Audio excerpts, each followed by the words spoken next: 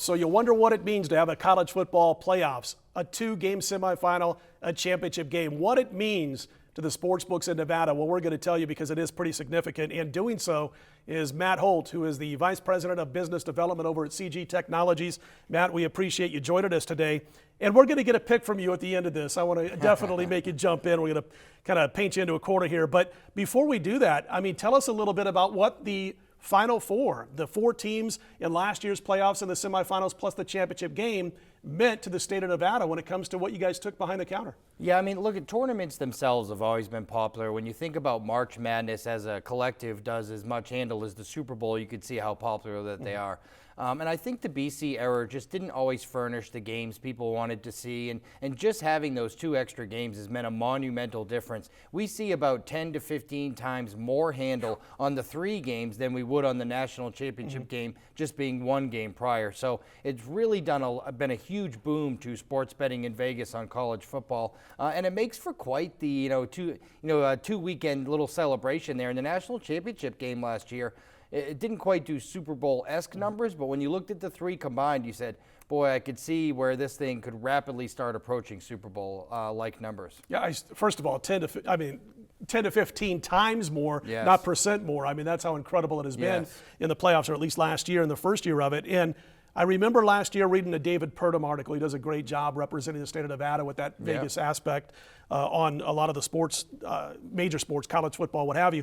And I saw an article I remembered last year where he had mentioned that the record take in the state of Nevada for the Super Bowl was about $119.4 million the previous year, so 2 years ago now, and that the championship game between Oregon and Ohio State took in about 20% of that. So you're talking a good $24-25 million in the state of Nevada on Oregon, Ohio State alone, which is obviously huge for the sports books when it comes to college football. Did you guys see any 6-figure wagers last year? Do you expect to see it this particular year, or is it more of like $40,000 to $50,000 per bet wagers when it comes to the top bets that you're seeing on these games? Well, it's still really early. We still have plenty of time before the games. We saw plenty of 6-figure bets last year, a lot of them.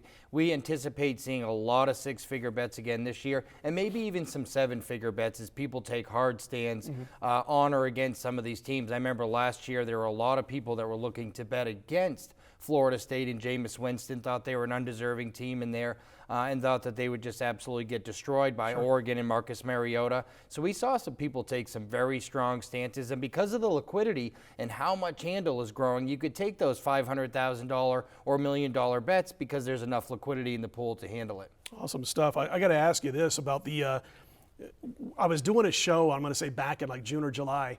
We had Jimmy Vaccaro on the show, and he was talking about he was bummed that the games are going to be played on New Year's Eve, the 2 semifinal games. Is that affecting the public at all when it comes? And I remember last year, like for instance, the championship game that we saw, which this year will be played on January 11th, like 50% of the wagers in the state of Nevada came in on game day. Do you expect game day of the semifinals to drop off from what it was last year, or is there still that public excitement? And also, part 2 of that question, have the Sharps jumped in on either one of these games yet? So to answer the first part of it, I do think it affects it a little bit. Look, a Thursday afternoon, 1 p.m. start here can't help it. That means people have to get up and go wager. And I think having it on a weekend would obviously help that. Having it on a Thursday and having one of those games start so early could affect the game day handle. But these 4 teams are so popular. These are the matchups that people really wanted to see. They're going to get the games they want to see. So I think the handle will outdo last year's handle just because of the popularity of the teams. But I'm not excited about that 1 p.m. start on a Thursday afternoon from that aspect of it. And to answer the second part of that question, the Sharps have yet to take a real hard stance on this game. And I think that the reason why is because these lines haven't settled yet. What we've seen is, both lines opened at Alabama -9 and Oklahoma -3, and we're already seeing 9.5 and 3.5. And I think anyone looking at the way that they're going and the handle that we're taking, probably 5-1 Alabama bets and about 4.5-1, 4-1 Oklahoma bets, is we can easily anticipate that line may go to 10, and we all know 10 is such a key number in football, and even 4 is a pretty key number in football. So I think some of the sharper bettors are waiting, and if they're going to bet the dog, wait till they get that absolute best number. All right, we're gonna put you on the spot here. either one of these games interest you from my side of the counter, the betting side of the counter?